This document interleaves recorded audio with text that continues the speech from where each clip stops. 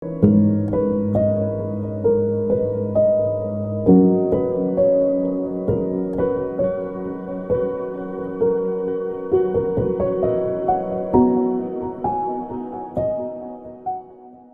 நாளிலேயும் சிலுவை தியானத்துக்காக நாம் எடுத்துக்கொண்ட வேத வசனம் யோவான் 3வது அதிகாரம் 14வது 15வது 16வது வசனம். சர்ப்பமானது மோசையினாலே வனாந்திரத்தில் உயர்த்தப்பட்டது போல மனுஷகுமாரனும் தன்னை விசுவாசிக்கிறவன் எவனோ அவன் கெட்டு போகாமல் நித்திய ஜீவனை அடையும்படிக்கு உயர்த்தப்பட வேண்டும். தேவன் தம்முடைய ஒரே பேரான குமாரனை விசுவாசிக்கிறவன் எவனோ அவன் கெட்டு போகாமல் நித்திய ஜீவனை அடையும்படிக்கு அவரை தந்தருளி இவ்வளவாய் உலகத்தில் அன்பு கூர்ந்தார். இஸ்ரவேல் ஜனங்கள் வனாந்தரத்தில் சென்று கொண்டிருக்கும் போது அநேக நேரங்களில் ஆண்டவருக்கு விரோதமாக முறுமுறுக்கிறதான சம்பவங்கள் செய்கிறதை நம் வேதத்திலே பார்க்க முடியும். அப்படி செய்யும் போதெல்லாம் ஆண்டவர் வேதனையோடு கூட மோசையோடு கூட இந்த ஜனங்கள் இப்படி இருக்கிறார்களே, நான் இவர்களை அழிக்க வேண்டும், இப்படிலாம் பல காரியங்கள் செய்கிறது நம்ம வேதத்திலே பார்க்க முடியும். அப்படி இஸ்ரவேல் ஜனங்கள் வனாந்திரத்தில் செல்லும் போது அந்த வனாந்திரத்தில் அந்த பிரயாணத்தில் போகிற அவருடைய வாழ்க்கையில் வாதை வருகிறதை பார்க்கிறோம். அதன் நிமித்தமாக அநேக ஜனங்கள் மரிக்கிற நிலைமையில் ஆண்டவரை நோக்கி மோசே பார்க்கும்போது மோசே அவருக்கு ஒரு காரியத்தை சொல்லுகிறார். ஒரு மரத்தை உண்டாக்கி அந்த மரத்தில் ஒரு சர்ப்பத்தை தூக்க வேண்டும். இல்லை, யார் யாரெல்லாம் அந்த சர்ப்பத்தை நோக்கி பார்க்கிறார்களோ அவர்கள் என்ன பண்ணுவார்கள் என்று சொன்னால் அந்த வாதை நீக்கப்படுவார்கள், ரட்சிக்கப்படுவார்கள் என்று சொல்லும்போது அதன்படி அவர் காரியத்தை செய்யும்போது அதை விசுவாசித்து யார் யாரெல்லாம் நோக்கி பார்த்தார்களோ அவர்கள் விடுதலை அடைந்ததை குறித்தும் அவர்கள் காப்பாற்றப்பட்டதை குறித்து நம் வேதத்திலே நாம் பார்க்க முடியும். அதே போல தான் ஒருவேளை சர்ப்பத்தை நோக்கி பார்த்ததுனால அவங்களுக்கு விடுதலை அல்ல.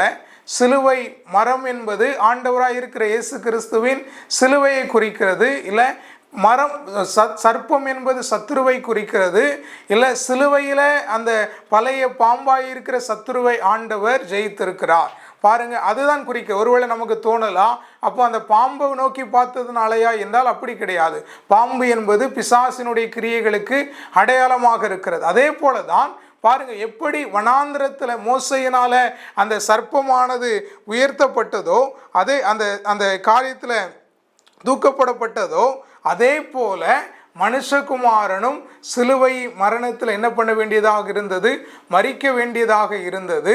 ஆகவே அப்படிப்பட்ட சிலுவையில் மரித்த இயேசு கிறிஸ்துவை விசுவாசித்து, இல்லை எனக்காக இயேசு கிறிஸ்து சிலுவையில் மரித்திருக்கிறார், என்னுடைய பாவங்களுக்காக என்னுடைய சாபங்களுக்காக எனக்கு சமாதானத்தை தருவதற்காக அவர் மரித்திருக்கிறார், சிலுவையில் அந்த பழைய பாம்பாய் இருக்கிற சத்துருவுடைய தலையை நசுக்கியிருக்கிறார் என்று சொல்லி யார் யாரெல்லாம் அவரை நோக்கி பார்க்கிறார்கள் அவர்கள் கெட்டு போகாமல் நித்திய ஜீவனை அடையும்படிக்கான ஒரு காரியத்தை ஆண்டவர் உண்டாக்கி இருக்கிறார் என்று சொல்லி நம்ம பார்க்கிறோம். அப்போ நம்ம ஆண்டவரை நம்ம விசுவாசிக்கும் போது நாம் கெட்டு போகாமல் நித்திய ஜீவனை அடைய முடியும். இந்த சிலுவை தியான நாட்களில் எல்லா நன்மைகளை காட்டிலும் மேலானது நித்திய ஜீவன். பாருங்க, வேதத்தில் ஒரு வசனம் இருக்கிறது, தன் சொந்த குமாரன் என்றும் பாராமல் அவரையே கொடுத்தவர் அவரோடு கூட மற்றவைகளை அருளாதிருப்பது எப்படி? ஒருவேளை ஆண்டவரை நம்புகிற பிள்ளைகளுக்கு இல்லை, ஆண்டவர் இந்த உலகத்துக்குரிய எல்லா காரியங்களையும் தருவார்.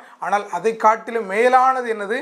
நித்திய ஜீவன். இல்லை, நித்திய ஜீவன், ஒரு முடிவில்லாத ஒரு வாழ்க்கை, நித்தியமாக தேவனோடு ஒரு வாழ்கிற ஒரு வாழ்க்கை.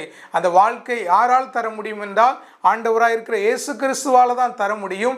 ஏனென்றால் அவர்தான் அதற்காக சிலுவையில் தன்னுடைய கடைசி சொட்டு இரத்தத்தையும் சிந்தி மரித்திருக்கிறார். வேதத்தில் பார்க்கிறோம், நித்திய ஜீவனை தருவேன் என்பதை அவர் நமக்கு தந்த வாக்கு தத்தம். ஆகவே இந்த சிலுவை தியானிக்கிற நாட்களில் அந்த நித்திய ஜீவன் நாம் பெற்றுக்கொள்ள வேண்டும் என்றால் அவரை விசுவாசித்து அவரை நம்ம ஏற்றுக்கொள்ளும் போதுதான் நம்ம கெட்டு போகாமல் நித்திய ஜீவனை அடைய முடியும். ஆகவே ஆண்டவருடைய பிள்ளைகளே, ஒருவேளை இதுவரைக்கும் ஆண்டவருக்கு உங்கள் வாழ்க்கை ஒப்பு கொடுக்காமல் ஆண்டவரை ஏற்றுக்கொள்ளாமல் இருந்தால் ஆண்டவருக்காக உங்கள் வாழ்க்கை ஒப்பு கொடுங்கள்.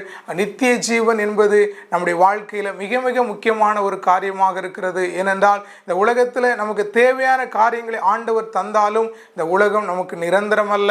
வேதம் சொல்லுகிறது, இல்லை, ஒரு மனிதன் உலகம் முழுவதையும் ஆதாயப்படுத்தி கொண்டாலும் தன் ஜீவனை நஷ்டப்படுத்தினால் அவனுக்கு லாபம் என்ன? ஆகவே ஆண்டவர் அந்த நித்திய ஜீவனை நமக்கு தருவதற்காகத்தான் சிலுவையில மரித்தார். பிசாசு செய்த தவறினால அவனுக்கு நித்திய நரகம் ஏற்படுத்தப்பட்டது. அது நரகத்திற்கு போவதற்காக மனிதர்களாக இருக்கிற உங்களையும் என்னையும் அவன் கொண்டு போக பல காரியங்களை செய்யும் போது அவனுடைய தந்திரங்களை சிலுவையில முறித்து இல்லை அந்த நரகத்துக்குள்ளாக நம்ம போகாமல் நித்தியமாக பரலோகத்தில் தேவனோடு வாழ்வதற்காக சிலுவையில் அவர் நமக்காக மரித்திருக்கிறார்.